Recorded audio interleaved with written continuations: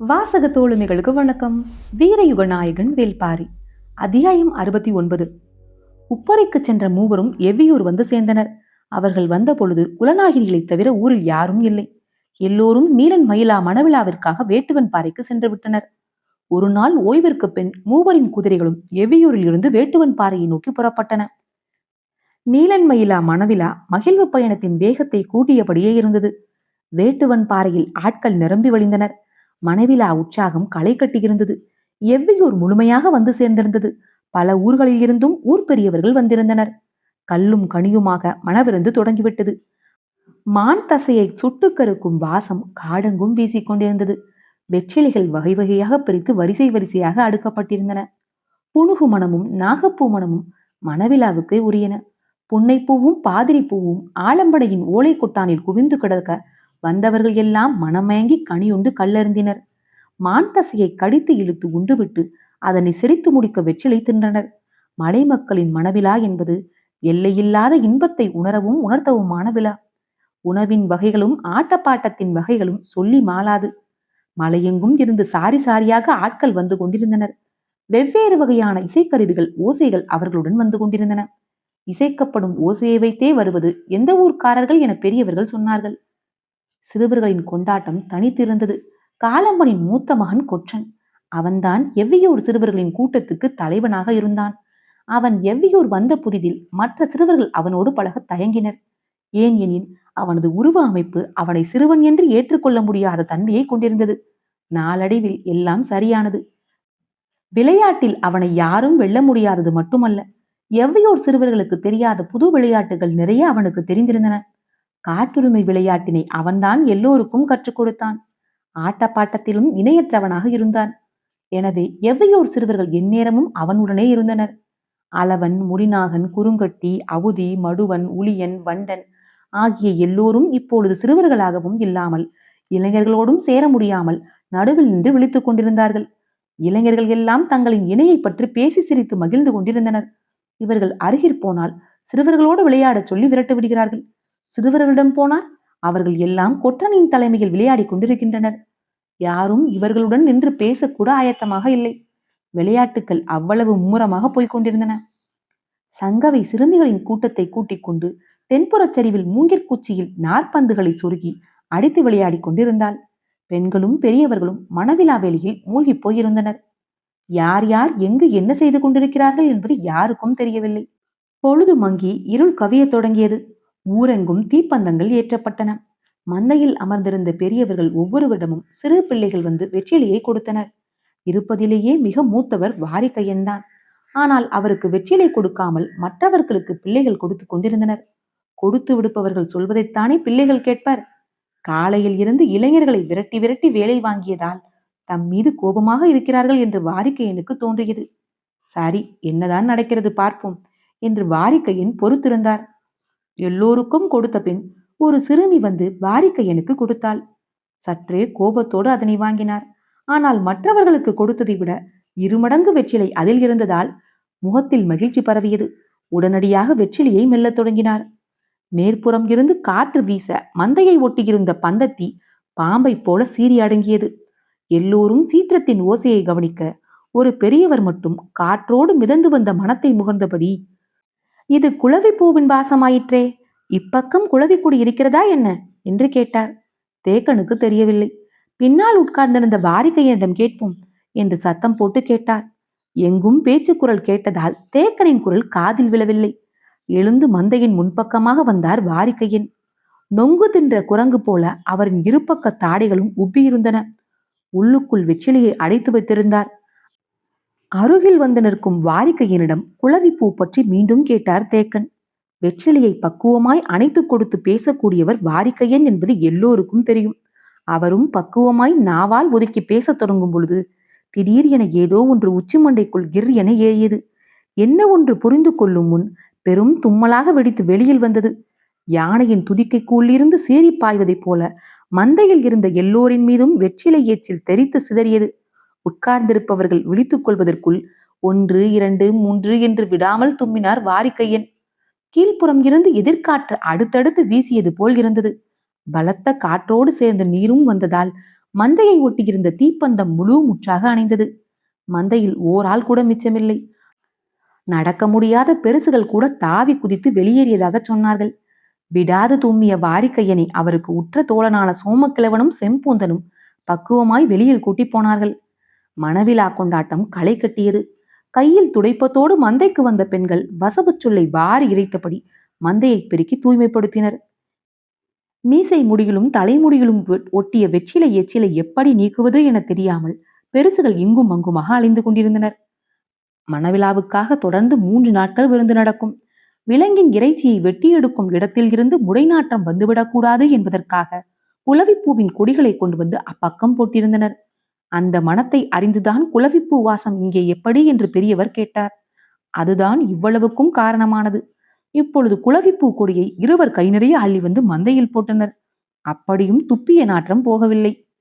வாரிக்கையனை அழைத்துக் கொண்டு போன சோமக்கிழவனும் செம்பூந்தனும் தனியே ஓரிடத்தில் அவரை உட்கார வைத்தனர்.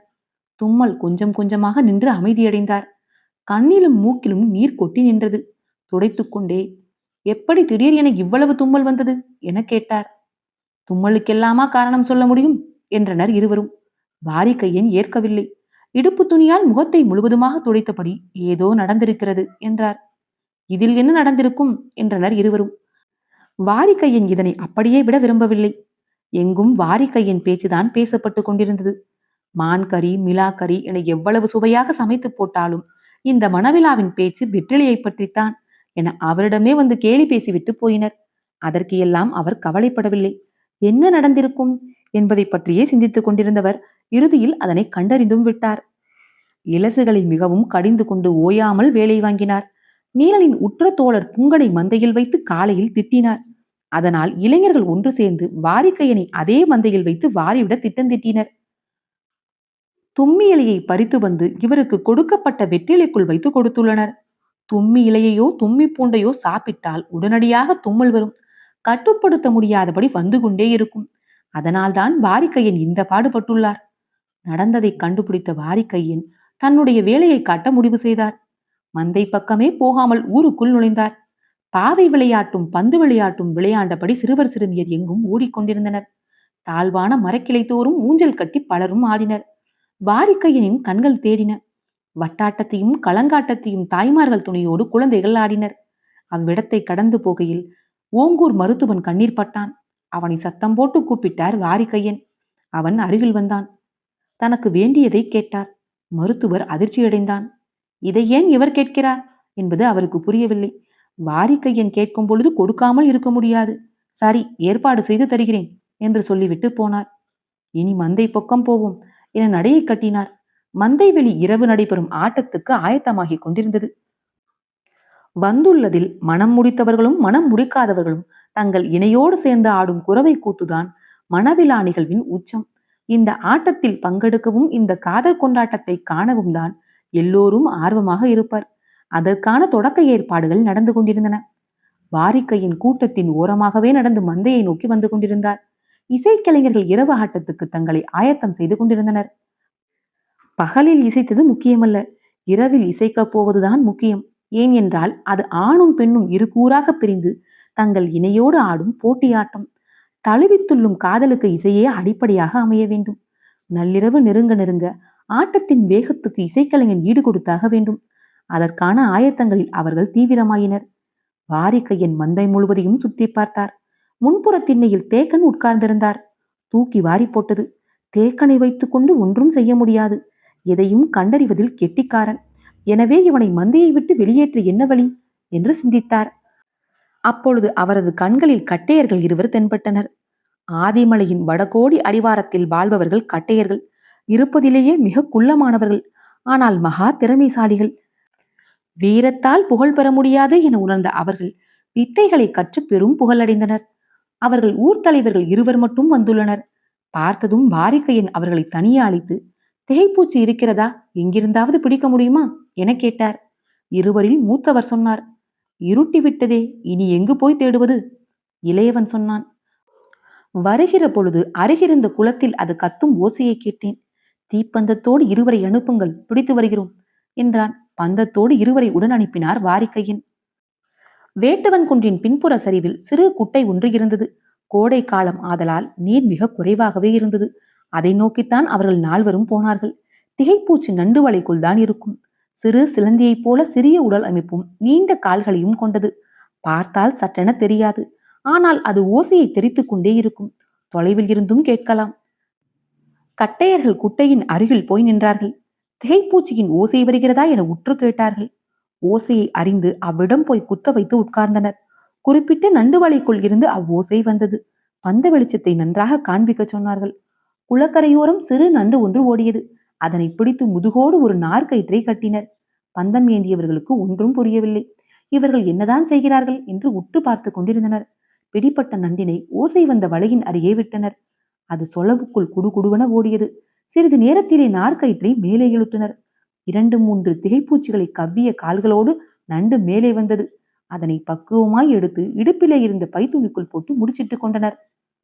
நேரமாகிக் கொண்டிருந்தது. கட்டையர்களை இன்னும் காணவில்லை என்ற பதற்றத்தில் இருந்தார் வாரிக்கையன். ஓங்கூர் மருத்துவன் அவர் கேட்டதை கொண்டு வந்து விட்டான். பெரும் மகிழ்ச்சி. உடன் இருந்த 2 பெரியவர்களையும் அழைத்து அடுத்து செய்ய வேண்டிய வேலைகளை சொல்லி முடித்தார். கட்டையர்கள் இன்னும் வந்து சேரவில்லை. சற்றே பதற்றத்தோடு மந்தையில் போய் தேக்கனுக்கு அருகில் உட்கார்ந்தார் வாரிக்கையன். மந்தை வெளி முழுக்க ஆட்டத்தை காண பெரு வட்டத்தில் மக்கள் உட்கார்ந்தனர். பொங்கனின் தலைமையில் இளைஞர்கள் கூட்டமாய் களத்தை நோக்கி வந்தனர். இளைஞர்கள் எல்லாம் களத்துக்கு வரத் தொடங்கினர். ஆட்டம் நள்ளிரவு வரை நடக்கும். நேரம் ஆக ஆகத்தான் வேகம் கூடும். ஆண் சுற்றில் வேகம் கூடுதலாக இருக்கும். பெண் சுற்றில் குலைவு கூடுதலாக இருக்கும். இறுதிச் சுற்றில் இணையை பொறுத்து ஒவ்வொன்றும் ஒவ்வொரு மாதிரி இருக்கும். தழுவியாடும் ஆட்டம் ஆதலால் எதையும் முன்கணிக்க முடியாது.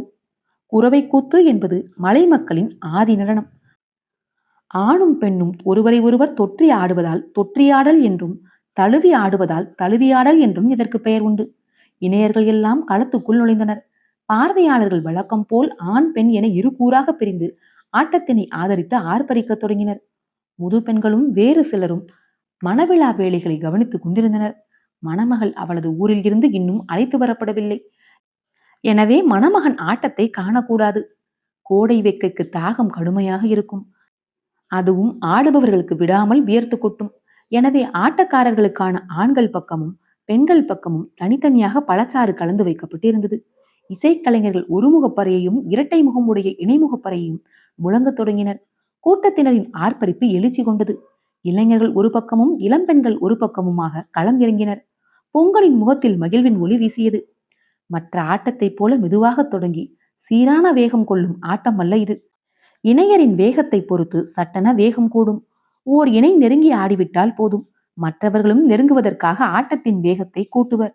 கால்களும் கைகளும் வேகம் கொள்ள பறை இசைப்பவரின் வேகம் அதற்கு முன்னே சென்றாக வேண்டும். முதல் சுற்று எவ்வளவு வேகமாக ஆடினாலும் அது தொடக்கம்தான் என்பது எல்லோருக்கும் தெரியும். வாரிக்கையன் கைகளால் உத்தரவு கொடுத்து வேலையை தொடங்கச் சொன்னார். சோமக்கிழவன் ஆண்கள் குடிப்பதற்கு வைக்கப்பட்டிருந்த பெரும் பானைக்குள் எதையோ போட்டுவிட்டு நகர்ந்து இப்பக்கம் வந்துவிட்டார். எல்லோரின் கவனமும் ஆட்டக்களத்தின் மீதே இருந்தது. உள்ளே போட வேண்டியதை போட்டாகிவிட்டது என்பது வாரிக்கையனுக்கும் மகிழ்ச்சிதான். ஆனாலும் கட்டையர்கள் வந்து சேராதது கவலையை தந்தது. தேக்கன் விழிப்போடு இருந்தால் நாம் மாட்டிக்கொள்வோம் என்ற பதற்றத்தில் இருந்தார். முதற் சுற்று ஆட்டம் முடிந்தது. ஆடியவர்கள் பானைகளில் இருந்த பழச்சாற்றை அருந்தினர். ஆண்களின் பக்கம் இருந்த பழச்சாற்றில் வாரிக்கையன் கலக்கச் சொன்னது காமஞ்சுருக்கியை. அது இச்சையை சட்டென வற்றி போகச் செய்யும். உடலை வேகமாக களைப்புறச் செய்து தூக்கத்துக்கு கொண்டு செல்லும். காமஞ்சுருக்கி கலக்கப்பட்ட பழச்சாற்றை ஆண்கள் 4-5 குவளை குடித்துவிட்டு அடுத்த சுற்றுக்கு ஆயத்தமாயினர். 2ஆம் சுற்று ஆண் இறங்கி ஆட வேண்டும். இசைக்கலைஞர்கள் ஆயத்தமானார்கள். பொங்கனை நடுவில் நிறுத்தி கைகோத்து வட்டம் கொண்டது ஆண்களின் அணி. நீங்கள் ஆடி வாருங்கள் பார்ப்போம் என்று எதிர்பார்த்திருந்தனர் பெண்கள். கூட்டம் பெரும் ஆரவாரத்தை எழுப்பிக் கொண்டிருந்தது. அப்போதுதான் கட்டையர்கள் உள்ளே வந்தார்கள். அவர்களை பார்த்த பின்புதான் வாரிக்கையின் முகத்திலே மகிழ்ச்சி வந்தது. அவர்களை கையசைத்து மந்தை பக்கமாக வரச் சொன்னார். அவர்களும் அப்பக்கமாக வந்து யாரும் அறியாத வகையில் திகைப்பூச்சி இருக்கும் சுருக்குப்பொய்யை வாரிக்கையனின் கைகளில் ஒப்படைத்து விட்டு நகர்ந்தனர். பெரும் ஆரவாரத்தோடு தொடங்கிய 2ஆம் சுற்று நேரம் செல்ல செல்ல வேகம் கூடுவதற்கு மாறாக மந்தநிலை கொள்ளத் தொடங்கியது. மந்தையில் தேக்கனுக்கு சற்று பின்னால் உட்கார்ந்திருந்த வாரிக்கையன் ஆட்டத்தைக் கண்டு அகமகிழத் தொடங்கினார். இசைக்கலைஞர்களுக்கு சற்றே குழப்பமானது. ஏன் ஆண்கள் வேகம் கொள்ள மறுக்கின்றனர் என்று சிந்தித்தபடியே இசையின் வேகத்தை கூட்ட முயன்றனர். தேக்கனுக்கு பின்னால் இருந்த வாரிக்கையன் சுருக்குப்பையை தேக்கனின் முதுகுக்கு பின்புறமாக வைத்து அவிழ்த்தார். உள்ளே இருந்த திகைப்பூச்சி தேக்கனின் முதுகுக்கு புறமாக மேலே ஏறியது. கண்ணுக்கு தெரியாத அளவுள்ள அதன் கால்கள் மேலேறுவதை மனிதனால் உணர முடியாது. மேலேறிய அது கடித்துவிட்டு சிறிது நேரத்திலே செத்து போகும். திகைப்பூச்சியால் கடிக்கப்பட்டவர்கள் சிறிது நேரத்திலேயே திகைத்து போய்விடுவர். அவரால் வழக்கம் போல் செயலாற்ற முடியாது. எண்ணியதை பேச முடியாது. மறுமொழி சொல்ல முடியாது. ஒருவித மந்த நிலையில் திகைப்பு மாறாமல் அவ்வப்பொழுது சிரித்தபடி தலையாட்டி கொண்டிருப்பர். வேறெதுவும் செய்ய மாட்டார்கள்.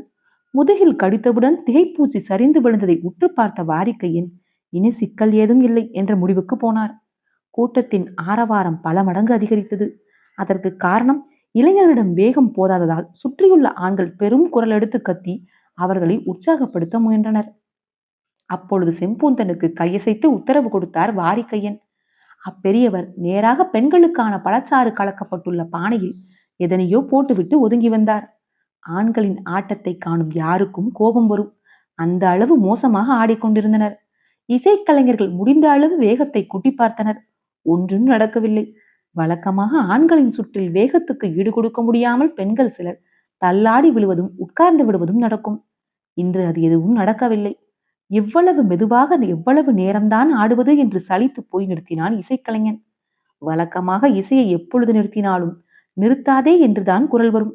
ஆனால் இன்று விட்டால் போதும் என்ற நிலையில் தான் ஆடும் இளைஞர்கள் இருந்தனர். இளைஞர்கள் ஏன் இவ்வளவு மெதுவாக களைப்பாக ஆடுகின்றனர் என்பது யாருக்கும் விளங்கவில்லை. இளம் பெண்களுக்கு சற்று குழப்பத்துக்கு ஆளானார்கள். என்னாச்சு இவர்களுக்கு? வழக்கமா இருக்கும் வேகத்துல பாதி கூட இல்லையே என்று சிந்தித்தபடியே இரண்டாம் சுற்றினை முடிவுக்கு கொண்டு வந்தனர். ஆடுபவர்கள் மீண்டும் பழச்சாறு குடிக்க போனார்கள்.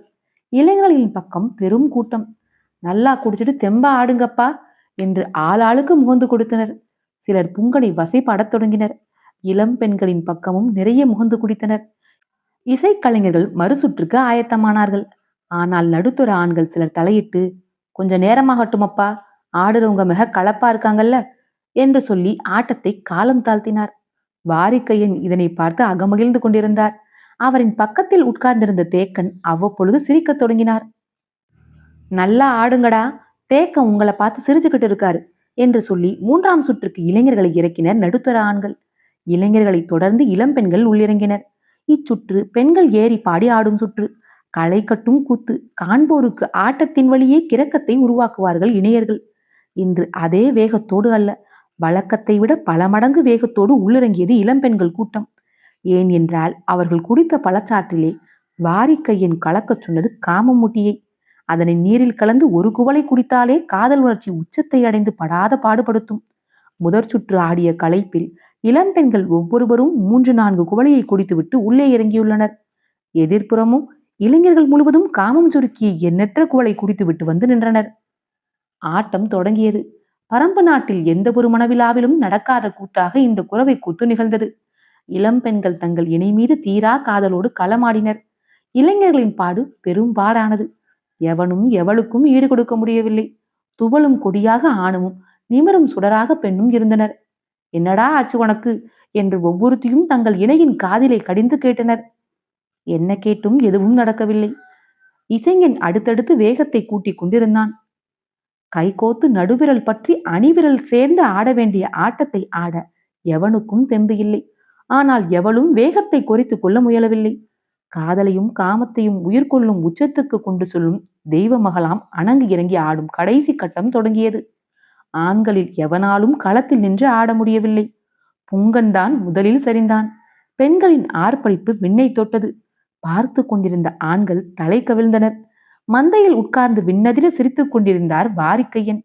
தேக்கனோ அவ்வப்பொழுது சிரித்துக் கொண்டிருந்தார். இது மயிலாவின் மனவிழா, அப்படித்தான் இருக்கும், தூக்கி சுத்துங்கடி இவனுகளை என்று பார்த்திருந்த பெண்கள் கத்த சுற்றிய சுற்றில் சுருண்டு வதங்கினர் இளைஞர்கள். ஆட்டம் முடிந்ததும் விருந்து தொடங்கியது. எல்லோருக்கும் உணவு பரிமாறப்பட்டுக் கொண்டிருந்த பொழுது தொலைவில் இருளில் குதிரைகள் வந்து நின்றன.